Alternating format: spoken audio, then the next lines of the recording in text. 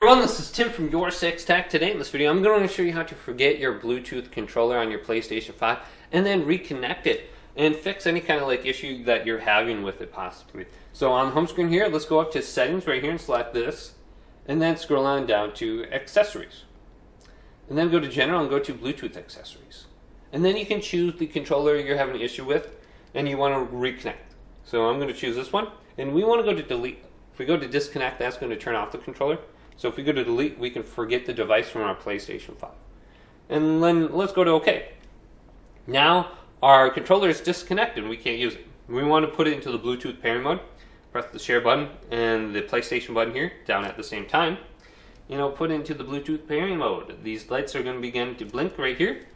Then if you have a second controller, you can scroll on down. Otherwise, a TV remote. So my TV remote here works. Otherwise, we're going to have to connect the controller with a USB cable and then just press the PlayStation button to reconnect it. But I like connecting wirelessly here, so I'm going to select it.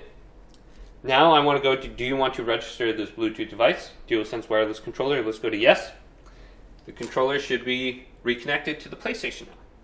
So it looks like everything is working. Hopefully this video did indeed help you out. If it did, leave a big thumbs up and subscribe to my channel down below for more tech help videos coming up next on Your 6 Tech.